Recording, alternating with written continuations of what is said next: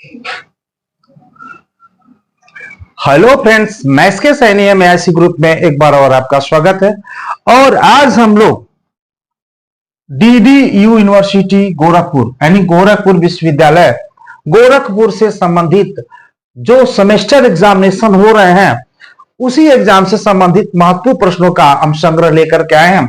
ये स्टार्टिंग में first semester examination minor course के लिए यह पेपर एक अनिवार्य विषय के रूप में था, जिसमें माइनर में 3 पेपर था और 3 में से हम ये ग्रुप 1 को जो एडू जो कोर्स संख्या पेपर का 100 है उसी के प्रश्न का उत्तर हम लेकर के आए हैं। जो fashion designer and craft dressing, यानी इस पेपर का नाम है fashion designer and craft dressing. मैं महाराजा सेंट्रल कॉलेज का ज्योग्राफी प्रवक्ता हूं और मैं आज महत्वपूर्ण प्रश्नों का संग्रह आपके सामने लेकर आया हूं, जो आप देखिए संक्षेप में बहुत कम समय के साथ हम आपको 50 प्रश्न कराने वाले हैं। प्रश्न नंबर 1 है, ढाका का मलमल निर्मित होता है, यानी ढाका का जो मलमल होता है वो किससे निर्मित होता है? तो सही उत्तर है आपका कपास से। बड़ी गर्मी है आज, चूंकि शूट करने में मुझे भी गर्मी लग रही है, चूंकि मेरे पास एसी है नहीं, हल्का फैन चला करके आपको मैं बता रहा हूं। तो कपास से, किससे है? मलमल निर्मित होता है बांग्लादेश का कपास से। प्रश्न नंबर 2 है, कोकून का संबंध होता है। तो कोकून का जो संबंध होता है वो रेशम से होता है, इसलिए ऑप्शन डी आपका सही है। प्रश्न नंबर 3 तरफ चलते हैं कि बांस तथा लकड़ी की लुगदी किस रेशे को बनाने में प्रयोग किया जाता है? यानी जो बांस की लकड़ी होती है उसकी लुगदी जो बनाया जाता है वो किस रेशे को बनाने में प्रयोग किया जाता है? तो रेयान रेशा बनाने के लिए बांस तथा लकड़ी की लुगदी का प्रयोग किया जाता है, रेयान का रेशा बनाने के लिए। नेक्स्ट चलते हैं कि लिनन प्राप्त होता है, जो लिनन कपड़े हम पहनते हैं वो किससे प्राप्त होता है? तो फ्लैक्स पौधों से। जो सही उत्तर है आपका फ्लैक्स पौधों से लिनन के रेशे प्राप्त होते हैं, जो हम जो बाजार में कपड़ा काफी महंगा होता है और आरामदायक होता है। नेक्स्ट, प्राकृतिक रेशे के उदाहरण नहीं है, यानी इनमें से कौन सा प्राकृतिक रेशा का उदाहरण नहीं है? तो रुई भी है, रेशम भी है, ये जो नायलॉन है वो प्राकृतिक रेशे का उदाहरण नहीं है। कुनैन है तो ये नहीं है। ड्राफ्टिंग संबंधित है, तो ड्राफ्टिंग जो संबंधित है कपड़े की कटिंग से संबंधित है। ड्राफ्टिंग जो होता है वो कपड़े की कटिंग से संबंधित है, इसलिए ऑप्शन आपका सी सही है।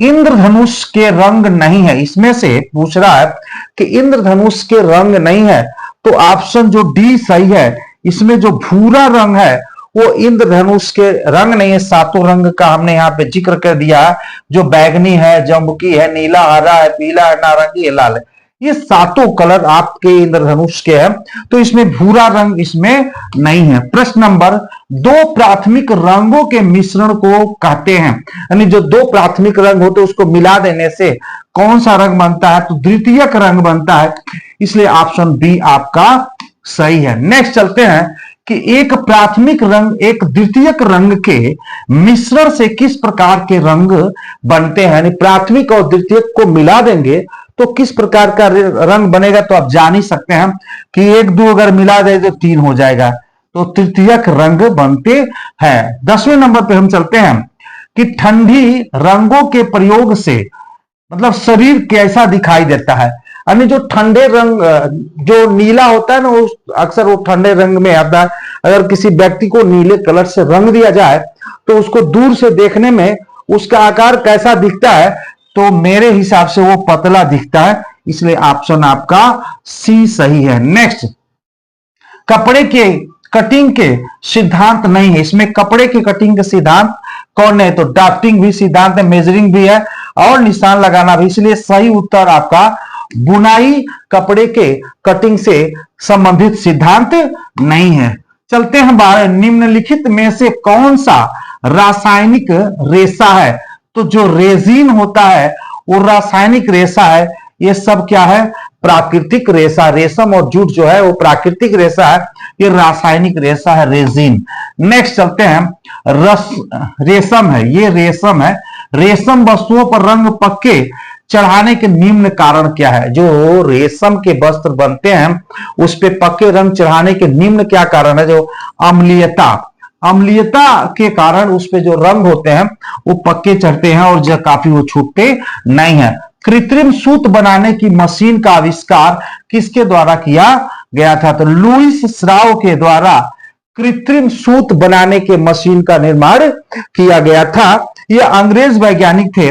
1882 में यह जो कृत्रिम सूत बनाने की मशीन का आविष्कार किया गया था। नेक्स्ट, निम्न में से बुनाई यानी बुनाई का प्रकार है, ये बुनाई का प्रकार है तो सदी बुनाई, ट्वीट बुनाई, सटिन बुनाई यानी सभी। आपका सही उत्तर आपका सही है, ये सभी बुनाई के प्रकार है। मल्टी स्टैंडर्ड यार्न किस प्रकार का यह है?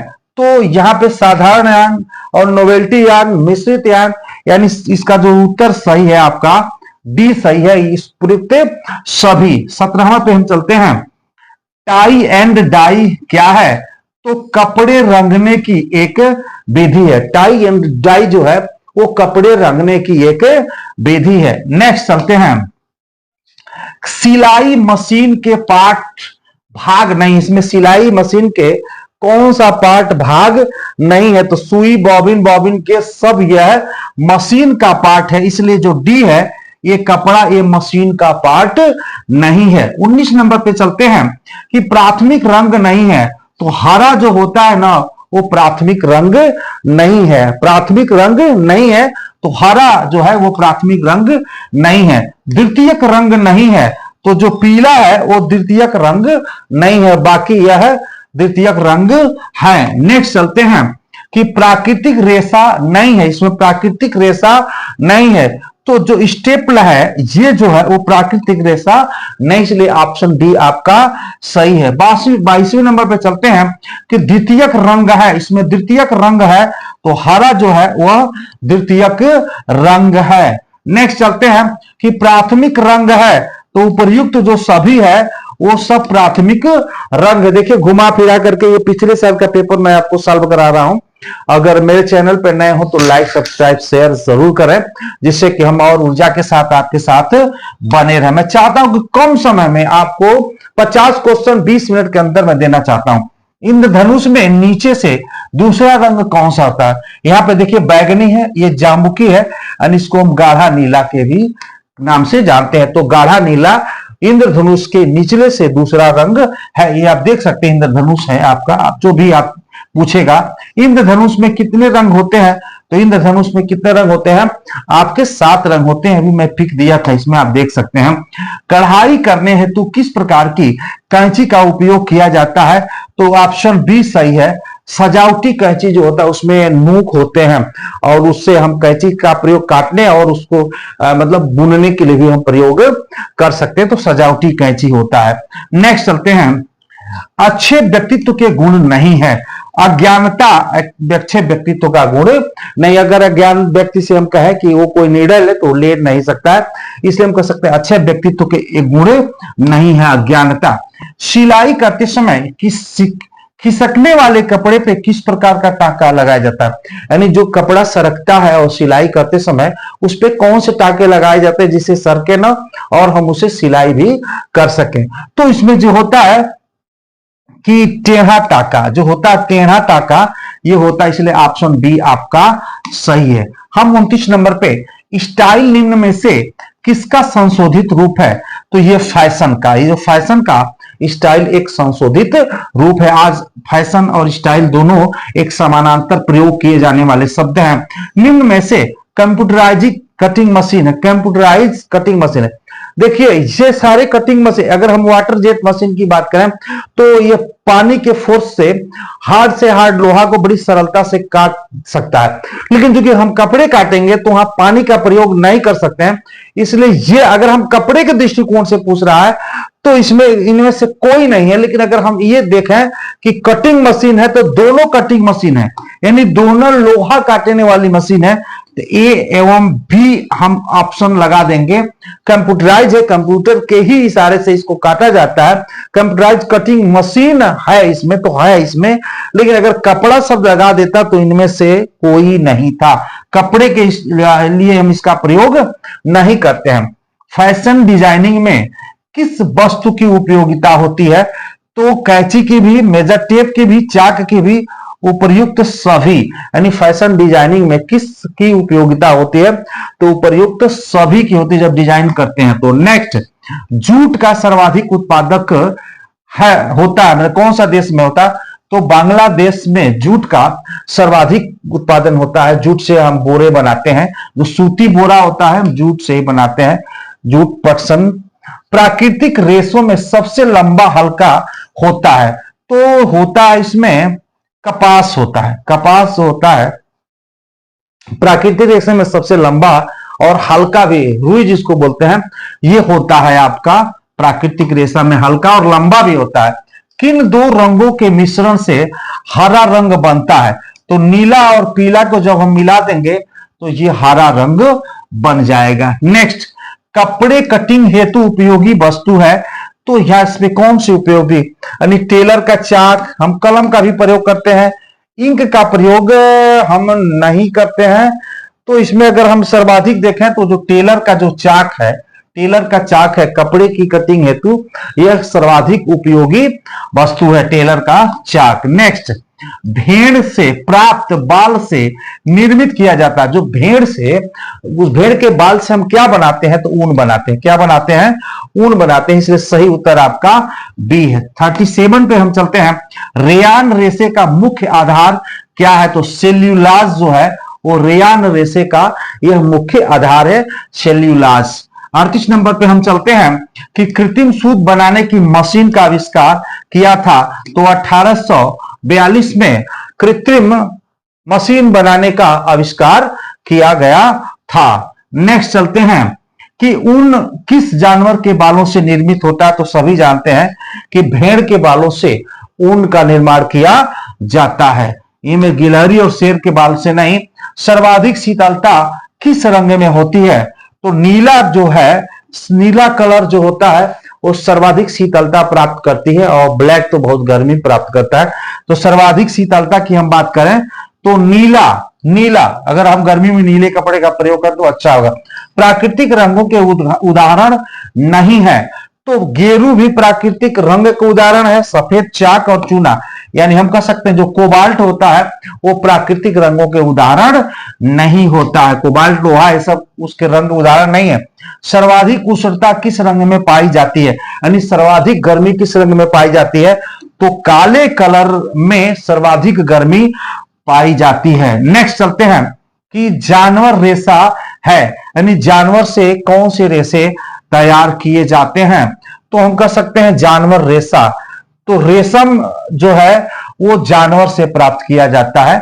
रुई जो जानवर से प्राप्त नहीं किया जाता है। अगर ऊन की बात करें तो प्राप्त के लिए रेशे की बात कर रहा है, तो यहां पे रेशम, रेशम जो कीटों से प्रयोग किया जाता है। रेशम किससे निर्मित होता है? तो रेशम के कीड़े से ये खेती की जाती है, रेशम के कीड़ों की खेती की जाती है। शहतूत के पेड़ लगाए जाते हैं, उस पे रेशम के कीड़े डाले जाते हैं और वो खाते हैं और रेशम के जो रेशम बनाते हैं, तो रेशम के कीड़े से ये निर्मित किया जाता है। व्यक्ति के व्यक्तित्व के विकास में सहायक नहीं है, तो जो व्यापार होता है वो व्यक्ति के व्यक्तित्व के विकास में सहायक नहीं होता। शिक्षण, चित्रकारी और लेखन कार्य इसमें व्यक्तित्व के विकास में सहायक कारक होता है।